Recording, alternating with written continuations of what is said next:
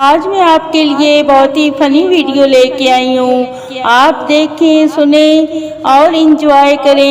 پیار کے نام پر ایسے ذہین لونڈوں کو بھی چونا لگ جاتا ہے جو بائک کی ٹینکی سے کان لگا کر بتا دیتے ہیں کہ بائک کس چوک تک پہنچ جائے گی. کچھ لوگوں کی ڈیمانڈ ہوتی ہے کہ ان کو ہمیشہ VIP پروٹوکول دیا جائے، لیکن حرکتیں ان کی لاتیں کھانے والی ہوتی ہیں. بندہ اب ان کو کیا پروٹوکول دے، بتاؤ جی.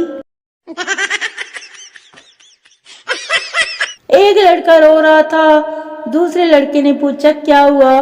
کہتا ہے یار پتہ نہیں، کوئی دھند میں مجھے تھپڑ مار گیا ہے. سرد موسم نے یہ سکھایا ہے کوئی مرتا نہیں نہانے سے. سرد موسم نے یہ سکھایا ہے کوئی مرتا نہیں نہانے سے. خرچ کرنے کو بادشاہ ہیں ہم، جان جاتی ہے بس کمانے سے. کیا بتائیں آپ کو ہم کتنے بادشاہ ہیں. بریکنگ نیوز، ملک بھر میں وقفے سے بارش جاری ہے.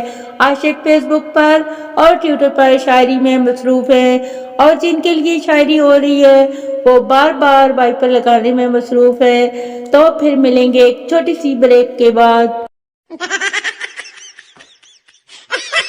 نہ چپل کی مار، نہ کوئی شور شرابہ، آسانی سے جگانے کا طریقہ.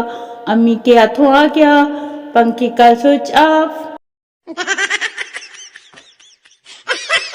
پاکستان میں گرمی سے بچنے کا ایک ہی راستہ ہے جو سیدھا ناران کاوان کی طرف جاتا ہے. تو چلیں. عظیم ہیں وہ لوگ جو دعوتوں میں تو جاتے ہیں مگر کھانے میں بوٹیاں اگلے کی طرف دھکیل دیتے ہیں. کھاؤ یار، میں گوشت نہیں کھاتا، تم کھاؤ.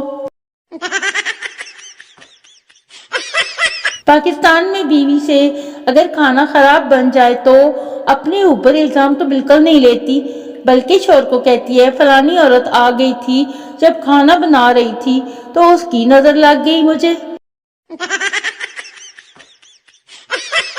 موبائل کی اس قدر مجھے عادت ہو گئی ہے کہ ٹھیک کروانے کے لیے بھی کسی کو دیا جائے تو ایسا لگتا ہے جیسے کوئی چاہنے والا اسپتال میں ہو.